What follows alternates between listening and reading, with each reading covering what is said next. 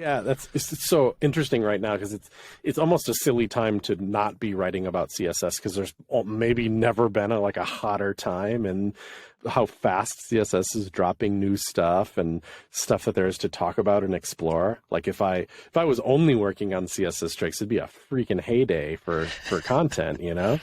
Right. Because there's, this container query stuff is very hot, and it's about to drop across both Safari, meaning every browser on Mac is on iOS, Right. and Chrome, which is just so crazy dominant. The only thing that's unknown is when Firefox is going to drop it, and I bet they will. So it's like all of a sudden we're going to have container queries, which is like opens up some insane doors. It's not just like, oh, now there's a little thing. It needs to be explored and figured out and talked about and see how companies are going to use it and talk about that. There's almost like unlimited stories just with container queries.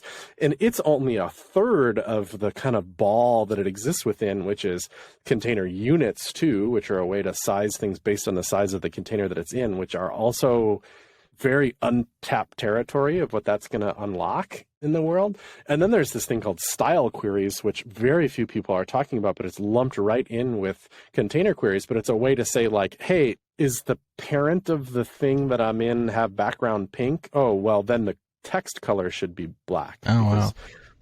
So it's a way to express something in CSS about like what's happening style wise in my container. And I think that might really change how CSS is approached, because in a way it's almost like antithetical to how you should write CSS, because you should just be very emphatic about what you're setting and not like leave it up to a lot of what ifs, rendered chance. But now that that's happening, I wonder if that will end up being rethought. And then there's scoping that's dropping, and cascade layers, which are ways to like affect the strength of CSS that you're applying in a way that they're kind of an answer plus to what happened with CSS and JS for so long. That's going to change everything. It's like just the nature of CSS is getting wild. I mean, all of a sudden has just dropped. Has is like a parent query. Like you can say div has p, and you'd be like, oh, does this div contain elements that have p's in it? Right. Forever, that was just assumed absolutely impossible in CSS. It was like, no, not only can you not do it, you'll never be able to do it. So get over it. And all of a sudden you're like, just kidding, we have that now. That's nuts. What that unlocks in CSS is like, oh, it's almost like unknown, because there's all these simple use cases, kind of like, oh, this is a card component.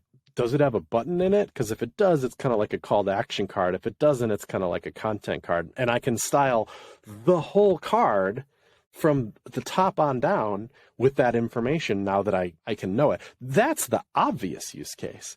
But as I've known through writing about CSS for so long, what actually happens, how it actually transforms how people do and write CSS is a little unknown right when stuff drops. It takes a minute to suss out all the like what's actually going to go down with this. And what has does is unlocks, like, because you can go back up the tree in CSS, it changes a lot. Because you write on the body, you can write like body has, and then like an elaborate selector that figures out kind of like the state of the page. And then you're back up at the body, so you can not only style the body, but then go back down the tree again and style whatever you want. It unlocks this, tornado of styling possibilities, essentially based on like the state of the DOM. That's just weird.